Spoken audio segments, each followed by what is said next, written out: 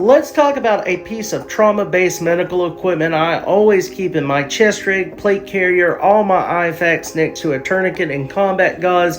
It's been used in the combat field all the way before WW1. It is an unspoken hero, the emergency bandage known as the Israeli bandage. I'm going to show you how to deploy it, how to use it, and a little bit of a history lesson, but first, a quick disclaimer. I'm a dirty civilian trying to help normalize preparedness for fellow dirty civilians. What works for me might not work for you, but none of this stuff works unless you are putting the time, the research, getting the right information, and training with it. The Israeli bandage, from what I've read, was developed by a combat medic that worked for the IDF that went by the name of Bernard Ben Nanton. Him and fellow colleagues, a four-man team, developed this at the JSI because in the early 90s of the Gulf War in the Middle East, U.S. soldiers were still using trauma-based medical equipment all the way from WW2. So they came out with the Israeli bandage. Now there's been many iterations and generations, and now we got this. So let me show you how it works. Now I got a couple of these off Amazon. This is for training purposes only.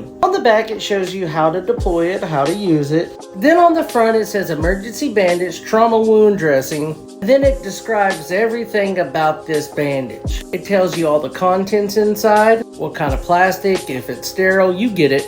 It's got little tabs right here that say tear here, 3 of them.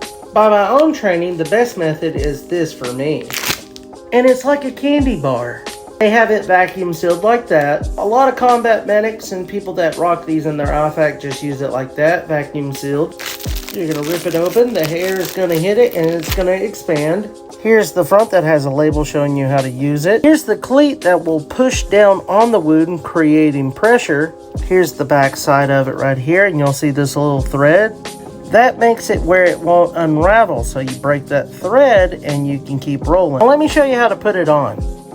You'll put it directly over the wound, tuck it really good, and then you'll start wrapping once around, put it in the cleat, then go back over, and that puts direct pressure.